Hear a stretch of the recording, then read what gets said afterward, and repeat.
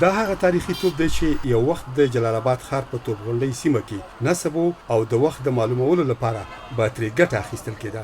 دغه توپ اوس د جلال آباد ښاروالۍ له لوري د ښار په زړه پښتونستان واټ کې د ځانګړو مراسمو په ترڅ کې نندارې ته کېښودل شو.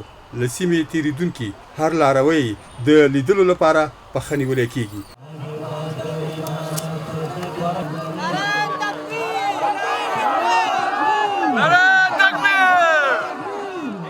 د جلال آباد ښاروال ملا نعمت الله اخوند ویل د دغه تاریخي توپ نندارې ته ایښودل دا په ډاګه کوي چې افغانان د خپلو تاریخي او فرهنګي ابداتو ساتنه کوي. زموږ هدف د دې توپ د راوړلو څخه د توپغونډۍ څخه چې دلته مو راوړي مصرف مو وکړي یوازې هدف مو دا دی چې موږ خپل افغانانو ته وښیو چې موږ د کلتور پابند خلک یو او دا د ولایت مخ ته مو دلته کښېښوي چې دلته خارجي اتباع راځي او هغه دا وویني چې افغانان د خپل کلتور ډېر پابند خلک دي او خپل کلتور هر وخت ساتي. د ننګرهار اطلاعات او فرهنګ رئیس قاري نور محمد حنیف دغه توپ مهم تاریخي اثر یاد کړ. نوموړي د تاریخي ابداتو او آثارو ساتنه د ټولو خلکو مسؤلیت وباله.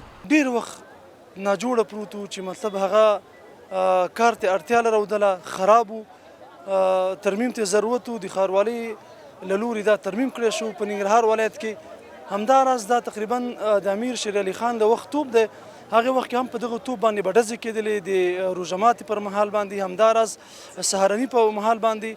نو هغه توپ زموږ و تاسو چې دا اوس الحمدلله موږ روغ جوړ سلامت راوړو د ننګرهار ولایت مقام مخې ته نصب کړو. اخوا جلال آباد ښاریان د ښار د ښکلا په برخه کې د ښاروالۍ وروستۍ کړنې او اقدامات ستایي. دا په دغه توپ باندې انګریزان هم شړلی وو او دغه د انګریزانو دښمن دی.